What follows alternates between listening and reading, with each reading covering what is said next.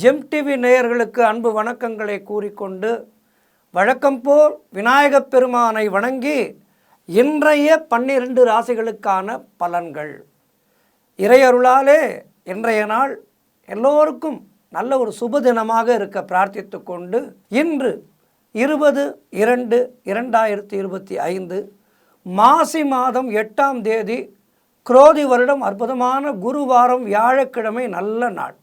இன்றைய ஆதிக்க கிரகம் குரு பகவான். இன்று நாம் வழிபட வேண்டிய தெய்வம் வழக்கம் போல் வியாழக்கிழமைகளிலே தட்சிணாமூர்த்தியை வழிபட வேண்டும். இன்றைய சூரிய உதயம் காலை 6:29 சூரிய அஸ்தமனம் மாலை 6:16 இன்றைய நல்ல நேரம் காலை 10:30 முதல் காலை 11:30 வரை. அதேபோல் மாலை 6:30 முதல் இரவு 7:30 வரை நல்ல நேரங்கள் பயன்படுத்தி கொள்ளுங்கள். இன்றைய ராகு காலம் மதியம் 1:30 முதல் மதியம் 3 வரை.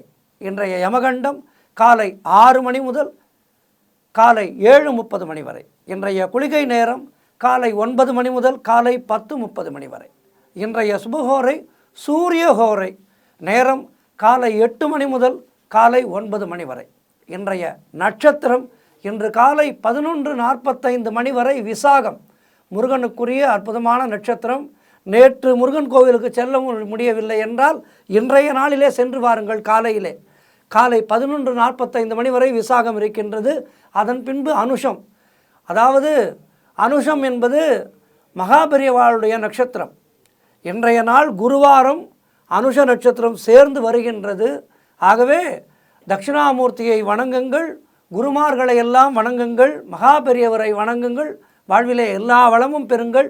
இன்றைய திதி இன்று காலை 8:03 வரை தேய்பிறை சப்தமி, அதன் பின்பு அஷ்டமி வருகின்றது. இன்றைய சந்திராஷ்டம நட்சத்திரம் இன்று காலை 11:45 வரை ரேவதி நட்சத்திரத்துக்கு சந்திராஷ்டமம், அதன் பின்பு அஸ்வினி நட்சத்திரத்துக்கு சந்திராஷ்டமம் துவங்குகின்றது. ஆகவே கவனமாக இருங்கள். அடுத்து நாம் காண இருப்பது 12 ராசிகளுக்கான பலன்களை. மேஷ ராசி அன்பர்களே, இன்று சந்திரன் உங்கள் ராசிக்கு 8ஆம் இடத்திலே சஞ்சரிக்கின்றார். உங்களுடைய ராசி அதிபதி செவ்வாய் ராசிக்கு 3ஆம் இடத்திலே இருக்கின்றார். இன்றைய நாள் முழுவதும் உங்களுக்கு சந்திராஷ்டமம் இருக்கின்றது. ஆகவே கவனமாக இருங்கள், மௌனத்தை கடைபிடியுங்கள். குருவாரம் இன்றைய நாள் மௌன விரதம் கடைபிடியுங்கள். மேஷராசிக்காரர்கள் சந்திராஷ்டம பாதிப்பிலிருந்து வெளிவரலாம். அலுவலகத்திலே வேலை பளு மிக அதிகமாக இருக்கும். தேவையில்லாத அலைச்சலும் மன உளைச்சலும் ஏற்படுகின்ற நாள். ஆகவே ராமநாமத்தை கூடியவரை சொல்லிக்கொண்டே இருங்கள், அல்லது உங்களுக்கு பிடித்த குருமார்களுடைய நாமத்தை சொல்லிக்கொண்டே இருங்கள். உடல் ஆரோக்கியத்திலே எச்சரிக்கை தேவை. கணவன் மனைவிக்குள் கருத்து வேறுபாடுகள் ஏற்படலாம். செய்தொழிலிலே புதிய முதலீடுகள் எதையும் செய்ய வேண்டாம். புதிய முயற்சிகளை தள்ளி போடுங்கள். பிறருக்கு கடன் கொடுக்காதீர்கள், நீங்களும் கடன் வாங்காதீர்கள். வெளியூர் பிரயாணத்தை முற்றிலுமாக தவிர்க்க வேண்டிய நாள். சென்று தீர வேண்டும் என்றால் ஆஞ்சநேய பெருமானை வணங்குங்கள். விநாயகப் பெருமானுக்கு ஒரு நெய் தீபம் ஏற்றி வைத்துவிட்டு உங்களுடைய வெளியூர் பயணத்தை தொடங்குங்கள். வெளியூர் பயணத்திலும் உங்களுடைய உடைமைகளை பத்திரமாக பார்த்து கொள்ளுங்கள். சந்திராஷ்டம நாளிலே பொருட்கள் தொலையும், ஞாபக மறதி மிக அதிகமாக இருக்கும், இவையெல்லாம் இருக்கும். ஆகவே கவனமாக இருங்கள். வீண் வாக்குவாதங்களை தவிர்க்க வேண்டிய நாள். அதனால்தான் மௌன விரதத்தை கடைபிடிக்க சொன்னார்கள் பெரியவர்கள். சந்திராஷ்டம நாட்களிலே அதிகம் பேசாமல் கோபப்படாமல் மௌனத்தை கடைபிடித்தால் சந்திராஷ்டம பாதிப்புகளிலிருந்து நாம் வெளிவந்து விடலாம். குலதெய்வ வழிபாடு வெற்றியை தரும். என்ன ஒரு செயல் செய்தாலும் குலதெய்வத்தை வணங்கி இன்றைய நாளிலே அதற்கான செயலை செய்யுங்கள். புதிய முயற்சிகளை முற்றிலுமாக தள்ளி போடுங்கள். ஒரு 2 நாட்கள் பொறுத்து பார்த்து கொள்ளலாம். மொத்தத்தில் இன்றைய நாள் மிக மிக கவனமாக இருக்க வேண்டிய நாள். குருமார்களை வணங்குங்கள், குலதெய்வத்தை வணங்குங்கள். வாழ்த்துக்கள். ரிஷப ராசி அன்பர்களே, இன்று சந்திரன் உங்கள் ராசிக்கு 7ஆம் இடத்திலே சஞ்சரிக்கின்றார். உங்கள் ராசி அதிபதி சுக்கிரன் ராசிக்கு 11ஆம் இடத்திலே இருக்கின்றார். ஆகவே இன்று உறவினர்களோடு இருந்து வந்த மன வருத்தங்கள் எல்லாம் முற்றிலுமாக தீருகின்ற நாள். உறவினர்களோடு நல்ல ஒரு உறவு முறை ஏற்படும். சகஜமாக பழக ஆரம்பிப்பீர்கள். உறவினர்கள் நண்பர்களோடு வியாபாரத்திலே நல்ல முன்னேற்றம் ஏற்படும். சுயதொழில் செய்பவர்களுக்கு அதிலே நல்ல லாபம் உண்டாகின்ற அற்புதமான நாள். அலுவலகத்திலே இருந்து வந்த நெருக்கடிகள் எல்லாம் குறையும். உங்களுக்கு அலுவலகத்திலே மதிப்பு உயரும். அதேபோல் உங்களுடைய செல்வாக்கு உயரும். பழைய பாக்கிகள் வசூலாகின்ற நாள். காரிய வெற்றிகள் உண்டாகும். பூர்வீக சொத்திலிருந்து உங்களுக்கு வர வேண்டிய பணம் வந்து சேரும், பங்கு வந்து சேரும். அதில் இருந்த பிரச்சனைகள் எல்லாம் தீரும். கடன் பிரச்சனைகள் முற்றிலுமாக தீரும். வீடு, வண்டி, வாகன மாற்றம் உண்டாகும். நண்பர்கள் மூலம் நல்ல அனுகூலம் உண்டாகும். எல்லாவற்றிலும் மிக சிறப்பாக முடிகின்ற அற்புதமான நாள். உங்களுடைய முயற்சிகள் எல்லாம் நல்லபடியாக முடிகின்ற நாள். அதேபோல் திருமண வரன் பார்த்து கொண்டிருப்பவர்களுக்கு திருமணம் நிச்சயமாகும். பொருளாதாரம் திருப்திகரமாக இருக்கும். எல்லா வகையிலும் ஏற்றமான நாள், மாற்றமான நாள். தட்சிணாமூர்த்தியை வணங்குங்கள், குருமார்களை வணங்குங்கள். வாழ்த்துக்கள். மிதுன ராசி அன்பர்களே, இன்று சந்திரன் உங்கள் ராசிக்கு 6ஆம் இடத்திலே இருக்கின்றார். உங்கள் ராசி அதிபதி புதன் ராசிக்கு 9ஆம் இடத்திலே இருக்கின்றார். ஆகவே இன்றைய நாளிலே உங்களுக்கு பொருளாதாரம் நெருக்கடியாக இருக்கும். ஆகவே இன்றைய நாளிலே நீங்கள் இந்த கிரெடிட் கார்டு, டெபிட் கார்டு போன்றவற்றை பயன்படுத்துவதை தவிர்க்கவும். உத்தியோக உயர்வு, பணியிட மாற்றம் போன்றவை சிலருக்கு ஏற்படும். அலுவலகத்திலே மற்றவர்களுடைய பிரச்சனைகளிலே நீங்கள் தலையிடாதீர்கள். யாருக்கும் கருத்து சொல்லாதீர்கள். தொழிலிலே புதிய முதலீடுகளை முற்றிலுமாக தவிர்க்க வேண்டிய நாள். வெளியூர் பயணங்கள் செல்வதை தவிர்க்க வேண்டும். சென்றுதான் தீர வேண்டும். அலுவலக பயணம் முக்கியமான பயணம் என்றால் விநாயகப் பெருமானை வணங்கி அவருக்கு ஒரு மாலை சாற்றிவிட்டு ஒரு நெய் தீபம் ஏற்றி வைத்துவிட்டு பயணத்தை தொடங்குங்கள். அருகம்புல்லுக்கு மயங்குகின்ற பகவான், எளிமையான கடவுள் விநாயகப் பெருமான். ஆகவே ஒரு அருகம்புல் மாலை சாற்றிவிட்டு ஒரு நெய் தீபம் ஏற்றி வைத்துவிட்டு உங்களுடைய பயணத்தை தொடங்குங்கள். மேலதிகாரிகளால் நெருக்கடிகள் உண்டாகும் அலுவலகத்திலே. அதேபோல் வேலை பளு அதிகமாக இருக்கும். தேவையில்லாமல் மற்றவர்களுடைய விஷயங்களிலே தலையிடாதீர்கள். வேலை மாற்றம் சிலருக்கு உண்டாகும். குலதெய்வ வழிபாடு வெற்றியை தரும். வீண் வாக்குவாதங்களை எல்லாம் தவிர்க்க வேண்டிய நாள். குருமார்களை வணங்க வேண்டிய நாள். தட்சிணாமூர்த்தியை வணங்குங்கள். வாழ்த்துக்கள். கடகராசி அன்பர்களே, இன்று சந்திரன் உங்கள் ராசிக்கு 5ஆம் இடத்திலே இருக்கின்றார். ஆகவே இன்றைய நாளிலே குழந்தை பாக்கியத்திற்காக காத்திருக்கின்ற தம்பதிகளுக்கு சத்சந்தான பிராப்தி உண்டாகும். தொழில் மற்றும் வியாபாரத்திலே நல்ல முன்னேற்றம் உண்டாகும். காரிய தடைகள் விலகி நீங்கள் எடுக்கும் முயற்சிகள் எல்லாம் வெற்றியை தரும். மனம் மிகவும் உற்சாகமாக காணப்படக்கூடிய நல்ல நாள். பண வரவு அதிகரிக்கும். பொருளாதாரம் திருப்திகரமாக இருக்கும். எல்லா வகையிலும் ஏற்றமான, மாற்றமான, அற்புதமான நாள் இன்றைய நாள். நீங்கள் தொடுகின்ற விஷயங்கள் எல்லாம் நல்லபடியாக முடியும். அதாவது ஒரு விஷயத்தை இன்றைய நாளிலே நீங்கள் அதற்கான முயற்சிகளை தொடங்குகின்றீர்கள் என்றால், உதாரணத்துக்கு சொந்தமாக ஒரு சிறு தொழில் ஆரம்பிக்கலாம் என்று நினைக்கின்றீர்கள். அதற்கான முயற்சிகளை இன்றைய நாளிலே தொடங்கினீர்கள் என்றால் வெற்றி நிச்சயம். அதேபோல் பிள்ளைகளால் பெருமை ஏற்படுகின்ற நாள். வாழ்க்கை துணையால் மகிழ்ச்சி உண்டாகும். நண்பர்களோடு இருந்து வந்த மன வருத்தங்கள் எல்லாம் தீரும். வேலையிலே காத்திருந்த இடமாற்றம் அமையும். முன்னோர்களுடைய சொத்திலே இருந்து உங்களுக்கு வரவேண்டிய பணம் கைக்கு வரும். செய்யும் செயலிலே பெயரும் புகழும் உண்டாகும். உடல் ஆரோக்கியம் திருப்திகரமாக இருக்கும். எல்லா வகையிலும் கடகராசியினருக்கு இன்றைய நாள் அற்புதமான நாளாக இருக்கின்றது. குருமார்களை வணங்குங்கள். தட்சிணாமூர்த்தியை வணங்குங்கள். வாழ்த்துக்கள். சிம்ம ராசி அன்பர்களே, இன்று சந்திரன் உங்கள் ராசிக்கு 4ஆம் இடத்திலே இருக்கின்றார். உங்கள் ராசி அதிபதி சூரியன் ராசிக்கு 7ஆம் இடத்திலே சஞ்சரிக்கின்றார். ஆகவே இன்றைய நாளிலே உடல் ஆரோக்கியம் சிறப்பாக இருக்கும். காரிய அனுகூலம் உண்டாகும். வீடு, வண்டி, வாகன மாற்றம் ஏற்படும். தாய்வழி சொந்தங்களின் உதவிகள் எல்லாம் கிடைக்கின்ற நாள். பொருளாதாரத்திலே நல்ல வளர்ச்சி உண்டாகும். கணவன் மனைவியிடையே நல்ல ஒற்றுமை ஏற்படும். சிலருக்கு உத்தியோக மாற்றம் ஏற்படும். அது நல்ல மாற்றமாக இருக்கும். அதாவது ஒரு சாதாரண கிளார்க் பதவியிலே இருக்கின்றீர்கள் என்றால் இன்றைய நாளிலே உங்களுக்கு பதவி உயர்வு ஏற்பட்டு அடுத்த கட்டத்திற்கு வாழ்க்கையிலே உயர்வீர்கள். எதிர்பார்த்த பணம் கைக்கு வரும். திருமணம் போன்ற சுபகாரிய பேச்சுவார்த்தைகள் இனிதே முடியும். கடன் பிரச்சனைகள் தீருகின்ற நாள். வீடு கட்ட எதிர்பார்த்திருந்த வேலைகள் எல்லாம் நல்லபடியாக முடியும். புதிய முயற்சிகள் கைகூடும். மனக்குழப்பங்கள் தீரும். மனத்தெளிவு உண்டாகும். தொழிலிலே நல்ல முன்னேற்றம் உண்டாகின்ற நாள். எல்லா வகையிலும் சிறப்பான நாள். குருமார்களை வணங்குங்கள். தட்சிணாமூர்த்தியை வணங்குங்கள். வாழ்த்துக்கள். கன்னிராசி அன்பர்களே, இன்று சந்திரன் உங்கள் ராசிக்கு 3ஆம் இடத்திலே இருக்கின்றார். உங்கள் ராசி அதிபதி புதன் ராசிக்கு 6ஆம் இடத்திலே இருக்கின்றார். இன்றைய நாளிலே இளைய சகோதரர்கள் மூலம் நல்ல அனுகூலம் உண்டாகும். நீங்கள் நினைத்தது அனைத்தும் நல்லபடியாக நடக்கக்கூடிய அற்புதமான நாள். பயணங்கள் அதிகமாக மேற்கொள்வீர்கள். பயணங்கள் மூலம் லாபங்கள் ஏற்படும். வியாபாரத்திலே நல்ல லாபம் ஏற்படும். காரிய தடைகள் எல்லாம் விலகி காரிய வெற்றிகள் உண்டாகின்ற நாள். கூட்டுத் தொழிலிலே நல்ல லாபம் ஏற்படும். உறவினர்கள் மூலம் நல்ல ஆதாயம் உண்டாகும். உத்தியோக உயர்வு, பதவி உயர்வு போன்றவை கிடைக்கும். குழந்தைகளால் மகிழ்ச்சி உண்டாகும். உடல் ஆரோக்கியம் சிறப்பாக இருக்கும். அலுவலகத்திலே புதிய பொறுப்புகள் மகிழ்ச்சியை தரும். உணர்ந்து செய்வீர்கள், உணர்ச்சியோடு செய்வீர்கள். நல்லபடியாக உங்களுடைய வேலைகள் எல்லாம் முடியும். எதிர்பார்த்த பணம் கைக்கு வரும். எல்லா வகையிலும் இன்றைய நாள் மிக சிறப்பாக இருக்கின்றது. மேலும் வெற்றிகளை பெறுவதற்கு குரு தட்சிணாமூர்த்தியை வணங்குங்கள், குருமார்களை வணங்குங்கள். வாழ்த்துக்கள். துலாம் ராசி அன்பர்களே, இன்று சந்திரன் உங்கள் ராசிக்கு 2ஆம் இடத்திலே இருக்கின்றார். உங்கள் ராசி அதிபதி சுக்கிரன் ராசிக்கு 6ஆம் இடத்திலே இருக்கின்றார். ஆகவே இன்றைய நாளிலே சுபகாரியங்கள் கைகூடி வரும். கடன் பிரச்சனைகள் முற்றிலுமாக தீரும். பதவி உயர்வோடு வேலை மாற்றம் சிலருக்கு ஏற்படும். பழைய பாக்கிகள் வசூலாகும். உழைப்புக்கு ஏற்ற ஊதியம் கிடைக்கின்ற அற்புதமான நாள். சிலருக்கு புதிய வேலை வாய்ப்புகள் உண்டாகும். வியாபாரத்திலே நல்ல முன்னேற்றம் உண்டாகும். சுய தொழிலிலே நல்ல விருத்தி உண்டாகும்.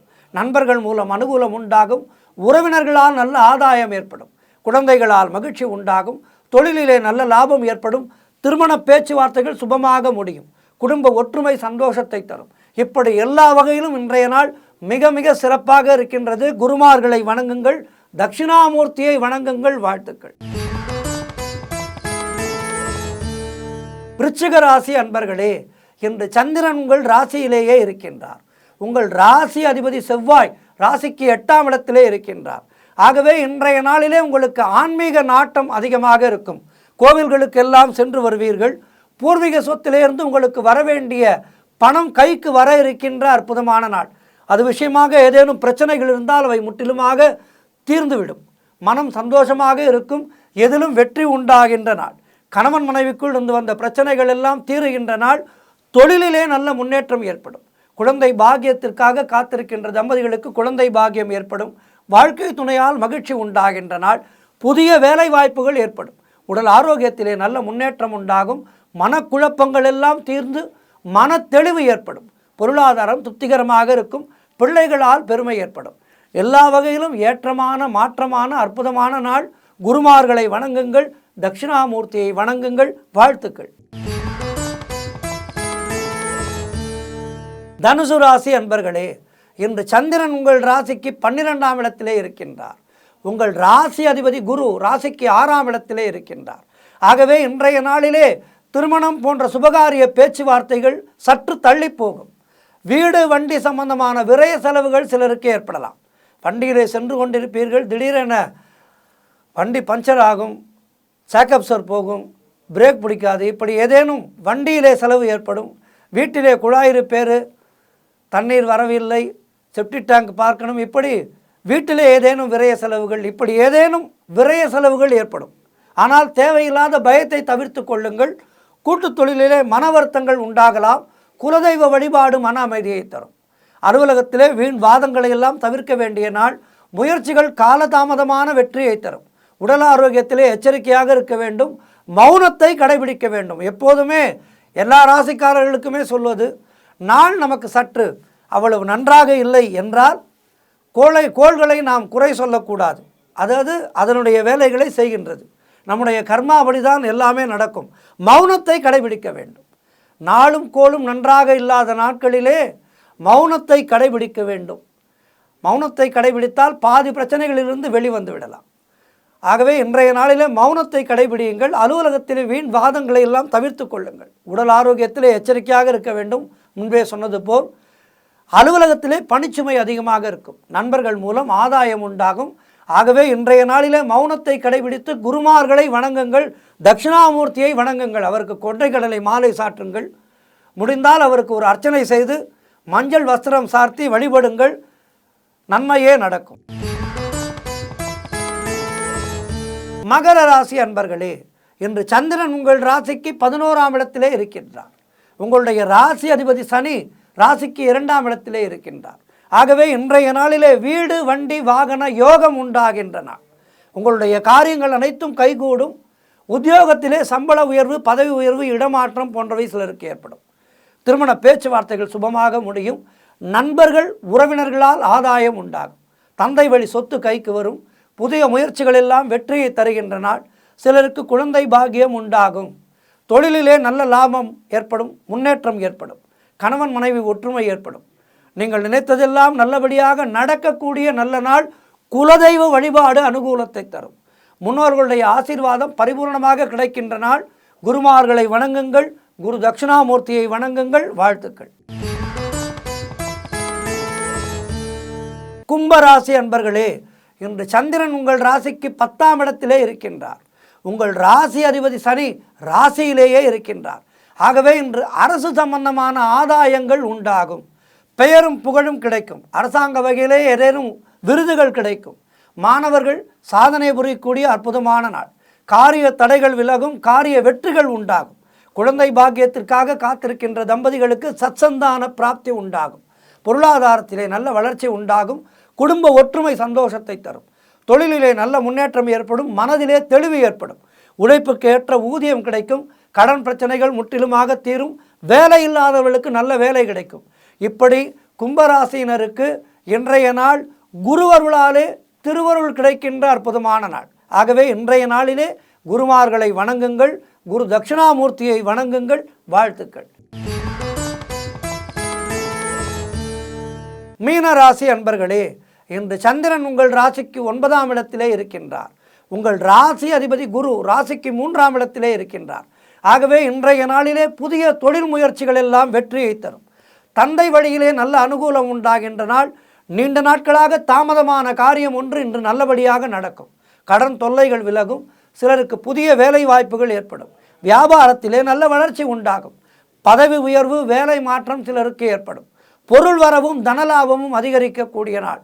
திடீர் அதிர்ஷ்டம் சிலருக்கு ஏற்படும். தனவரவு உண்டாகும். கணவன் மனைவியிடையே நல்ல ஒற்றுமை ஏற்படும். சுபகாரியங்கள் நடைபெறக்கூடிய நல்ல நாள். கூட்டுத் தொழிலிலே நல்ல லாபங்கள் வரக்கூடிய நாள். இப்படி எல்லா வகையிலும் இன்றைய நாள் உங்களுக்கு மிக சிறப்பாக இருக்கின்றது. இந்த நாளை பயன்படுத்தி கொள்ளுங்கள்.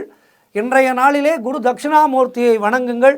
அவருக்கு ஒரு நெய் தீபம் ஏற்றி வைத்துவிட்டு, எப்போதுமே எல்லா தெய்வங்களுக்குமே நெய் தீபம் ஏற்ற வேண்டும். அதுவும் சுத்தமான பசு நெய் தீபம் ஏற்ற வேண்டும். ஆலய வாசல்களிலே கிடைக்கின்ற அந்த கடைகளிலே கிடைக்கின்ற அந்த தீபமானது கலப்படம் மிக்கது. இதை பலர் சொல்லியிருக்கின்றார்கள். ஆகவே அவற்றை தவிர்த்து கொள்ளுங்கள். வீட்டிலே இருந்து ஒரு சின்ன டப்பியிலே நெய் எடுத்து செல்லுங்கள். ஒரு அகல் விளக்கை எடுத்து செல்லுங்கள். நல்ல பசு நெய் ஊற்றி அகல் விளக்கை ஏற்றி வைத்தால் நம்முடைய தீராத பிரச்சனைகள் நிச்சயமாக தீரும். நாம் ஏற்றுகின்ற தீபத்திலே இறைவனை ஆவாகனம் செய்ய வேண்டும். மனதால் இறைவனை ஆவாகனம் செய்து நாம் எந்த மூர்த்திக்காக தீபம் ஏற்றுகின்றோமோ, குறிப்பாக வியாழக்கிழமையிலே தட்சிணாமூர்த்திக்கு தீபம் ஏற்றுகின்றோம் என்றால் குரு தட்சிணாமூர்த்தியை மனதிலே நினைத்து கொண்டு அந்த விளக்கிலே அவரை ஆத்மார்த்தமாக ஆவாகனம் செய்ய வேண்டும். ஆவாகனம் செய்து, குருவே வருக, என்னுடைய பிரச்சனைகள் எல்லாம் தீர வேண்டும், கடன் தொல்லைகள் விலக வேண்டும், என்னுடைய வாழ்க்கை வளமாக வேண்டும், பிரச்சனைகள் இல்லாத வாழ்க்கையை தருவாயாக, நிம்மதியான வாழ்க்கையை தருவாயாக என்று பெரிதாக சமஸ்கிருத ஸ்லோகங்கள் எல்லாம் சொல்ல வேண்டும் என்ற அவசியமில்லை. குருப்யோ நமக, குருப்யோ நமக, குரு தட்சிணாமூர்த்தியே நமக. இந்த 2 வார்த்தைகள் எல்லோருக்கும் வரும், சரளமாக வரும். குருப்யோ நமக, குரு தட்சிணாமூர்த்தியே நமக. குருவாரத்திலே விளக்கேற்றுவதென்றால் இதனை சொல்ல வேண்டும். வெள்ளிக்கிழமைகளிலே விளக்கேற்றுகின்றீர்கள் என்றால் வெள்ளிக்கிழமைகளிலே நெய் தீபம் ஏற்றி மகாலட்சுமியை நமக, ஓம் சக்தி தாயே நமக என்று சொல்ல வேண்டும். அதேபோல் சனிக்கிழமை தீபம் ஏற்றுகின்றீர்களா, ஓம் ஆஞ்சநேயாய நமக என்று அவரை அன்றைய நாளிலே விளக்கிலே ஆவாகனம் செய்ய வேண்டும். செய்து நம்முடைய குறைகளை அந்த விளக்கின் முன் நின்று மனதார வேண்டிக் கொண்டால் நிச்சயமாக மனக்குறைகள் தீரும். ஆகவே இவற்றையெல்லாம் செய்து பாருங்கள். தெய்வம் நம்மை சுற்றி இருக்கின்றது, எங்கோ இருக்கவில்லை. தெய்வம் நம்மை சுற்றி ஆசீர்வதித்து கொண்டே இருக்கின்றது. ஆகவே நம்முடைய நல்ல செயல்களும் நம்முடைய நல்ல நினைவுகளும் தெய்வத்தை நம் அருகிலே கொண்டு வந்துவிடும். அந்த விளக்கிலே நாம் ஆவாகனம் செய்யும் போது அந்த தீபமானது அக்னி ரூபமாக இறைவனிடத்திலே நம்முடைய குறைகளை சொல்லி விரைவிலே நம்முடைய குறைகளுக்கு தீர்வு ஏற்படும். ஆகவே 12 ராசிக்காரர்களுக்கும் இன்றைய நாள் சிறப்பாக இருக்க பிரார்த்தித்து கொண்டு குருமார்களை வணங்குங்கள். குருவருளின்றி திருவருள் இல்லை. குருவருள் எல்லோருக்கும் கிடைக்க வேண்டும் என்று பிரார்த்தித்து கொண்டு இன்றைய நாள் எல்லோருக்கும் சிறப்பான நாளாக அமைய பிரார்த்திக்கின்றேன். நன்றி, வணக்கம். இன்றைய ஆன்மீக தகவல். இது பொதுத் தேர்வுகள் நடக்க இருக்கின்ற நேரம். +2 எக்ஸாம்ஸ்லாம் வருது. குழந்தைகள் எல்லாம் நன்றாக படித்து நல்ல மதிப்பெண் பெற்று சமூகத்திலே உயர்ந்த அந்தஸ்தை பெற வேண்டும் என்ற பிரார்த்தனைகளை ஹயக்ரீவருடைய பாதங்களிலே சமர்ப்பித்து கொண்டு, ஆனந்தமயம் தேவம் நிர்மலா ஸ்படிகாகிருதம் ஆதாரம் சர்வ வித்யானாம் ஹயக்ரீவ உபாஸ்மகே.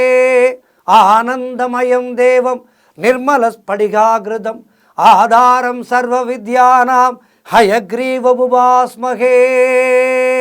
ஆனந்தமயம் தேவம் நிர்மல ஸ்படிகாகிருதம் ஆதாரம் சர்வ வித்யானாம் ஹயக்ரீவ உபாஸ்மகே என்று ஹயக்ரீவ பகவானை வணங்கி குழந்தைகளுக்கெல்லாம் நல்ல ஞானமும் கல்வியும் கிடைக்க வேண்டும், அவர்களுடைய ஞாபக சக்தி சிறப்பாக இருந்து பரீட்சையிலே சிறப்பாக எழுதி எல்லோரும் நல்ல மதிப்பெண் பெற்று தேர்ச்சி பெற வேண்டும் என்ற பிரார்த்தனைகளை சமர்ப்பித்து கொண்டு இன்றைய நாளிலே ஹயக்ரீவரை பற்றி பார்க்க இருக்கின்றோம். மகாபாரதத்திலே சாந்தி பர்வதம், இந்த சாந்தி பர்வதத்திலே ஹயக்ரீவர் பற்றி வியாச பகவான் விநாயக பெருமானுக்கு சொல்கின்றார். அதாவது ரிக், யஜுர், சாம, அதர்வண வேதம் இவற்றை பிரம்மாவுக்கு அளிக்கின்றார் மகாவிஷ்ணு. அதன் மூலம் படைப்பு தொழிலை பிரம்மா செய்து கொண்டிருக்கின்றார். காலங்கள் சென்று கொண்டிருக்கின்றது. ஆனால் பிரம்மனுக்கு படைப்பு தொழிலைத்தான் நாம் தானே செய்கின்றோம். படைப்பு தொழில்தான் ஆதாரம். நாம் படைத்தால்தான் பெருமாள் ரட்சிக்க முடியும், சிவபெருமான் அழிக்க முடியும். ஆகவே நாமே முதல்வன் என்கின்ற ஒரு அகம்பாவம் பிரம்மனுக்கு வந்துவிட்டது. பிரம்மனுடைய இந்த அகம்பாவத்தை அழித்து பிரம்மனுக்கு நல்வழி காட்ட வேண்டும் என்று முடிவு செய்தார் மகாவிஷ்ணு.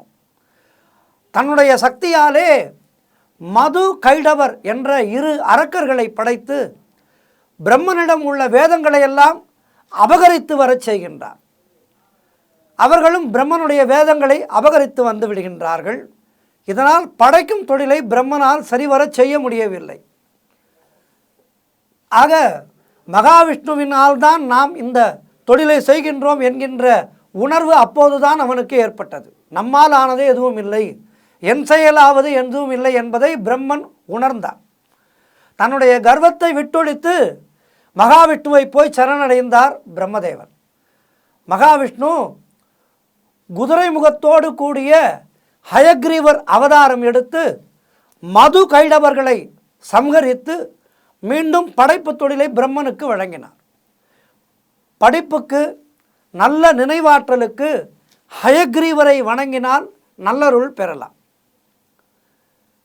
மேலும் இதிலே இன்னொரு நாடகத்தையும் மகாவிஷ்ணு நடத்துகின்றார். என்னவென்றால், பிரம்மனுக்கு கர்வம் ஏற்படுகின்றதல்லவா, அந்த பிரம்மனுக்கு கர்வம் தலைக்கேற அவன் சிவபெருமானை நிந்தித்து பேசுகின்றான். சிவன் என்னை வணங்க வேண்டாமா என்று கேட்கின்றான். ஆகவே பிரம்மனை விட விஷ்ணுவும் சிவனும் சிறந்தவர்கள் என்பதை பிரம்மனுக்கு உணர்த்துவதற்காக பிரம்மா அவருடைய சத்தியலோகத்துக்கு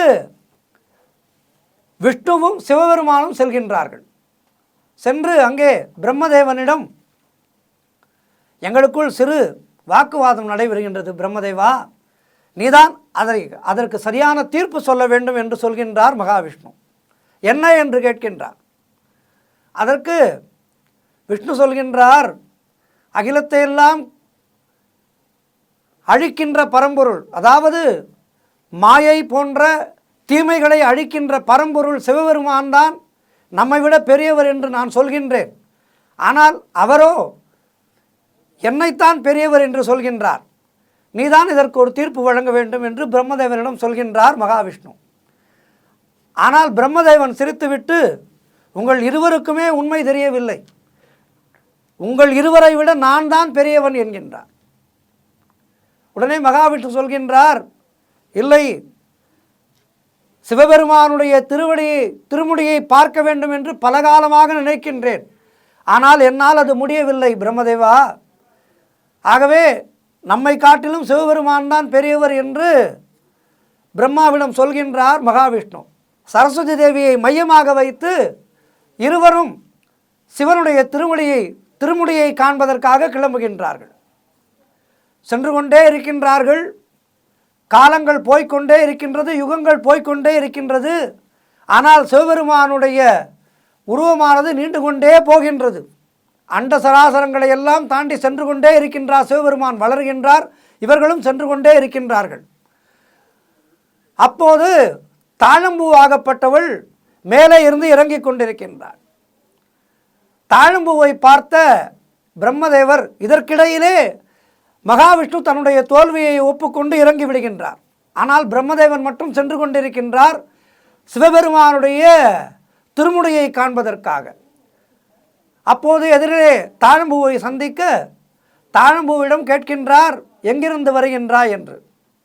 நான் சிவபெருமானை அலங்கரித்த தாழம்பூ, அங்கிருந்து வருகின்றேன், சிவனுடைய திருமுடியிலிருந்து வருகின்றேன் என்கின்றார் தாழம்பூ. அப்படியென்றால் எட்டுகின்ற தூரத்திலே இருக்கின்றாரா சிவபெருமானுடைய தலைமுடி என்று கேட்கின்றார். இல்லை, உங்களுக்கு முன் 3 பிரம்மதேவர்கள் மாறிவிட்டார்கள் என்று சொல்கின்றார் தாழம்பூ. அப்போதுதான் பிரம்மதேவனுக்கு உரைக்கின்றது, நம்மால் இது ஆகாது என்று. உடனே தாழம்பூவிடம், நான் சிவபெருமானுடைய தலைமுடியை கண்டுவிட்டதாக நீ பொய் சாட்சி சொல் என்று கூறி அழைத்து வருகின்றார். தாழம்பூ மறுக்கின்றது. ஆனாலும் அவளை சமாதானப்படுத்தி அழைத்து வந்து விடுகின்றார் பிரம்மதேவர். கீழே வந்த மகாவிஷ்ணு சரஸ்வதி தேவியிடம் சொல்லி, என்னுடைய தோல்வியை நான் ஒப்புக்கொண்டு விட்டேன் அம்மா, சிவபெருமானுடைய திருமுடியை பார்க்க முடியாது, திருவடியை பார்க்கலாம் என்று வந்துவிட்டேன் என்று சொல்கின்றார். உடனே சரஸ்வதி தேவி தானும் அதனை தரிசிக்க வேண்டும் என்று கேட்கின்றார். உடனே வராக முகம் கொண்டு பூமியை பிளந்து மகாவிஷ்ணுவாகப்பட்டவர் சிவனுடைய திருவடியை காணச் செல்கின்றார். அது அதலபாதாளங்களை கடந்து சென்று கொண்டிருக்கின்றது. இறுதியிலே சாட்டாங்கமாக சிவபெருமானுடைய திருவடியை பற்ற நினைக்கின்றார். உடனே சிவபெருமான் தன்னுடைய திருமுடியின் தரிசனத்தையும் மகாவிஷ்ணுவுக்கு தருகின்றார். இப்படி 2 மூர்த்திகளும் சேர்ந்து ஒரு அற்புதமான நாடகத்தை நடத்தி பிரம்மதேவனுக்கு அவனுடைய கர்வத்தை புரிய வைக்கின்றார்கள். மாணவர்களுக்கு, மாணவ செல்வங்களுக்கு வளரும்போது தெரிய வேண்டிய ஒரு முக்கியமான விஷயம், என்னதான் நன்றாக படித்தாலும் வித்யா கர்வம் ஏற்படக்கூடாது. அதற்காகத்தான் இந்த கதையையும் சேர்த்து சொன்னேன்.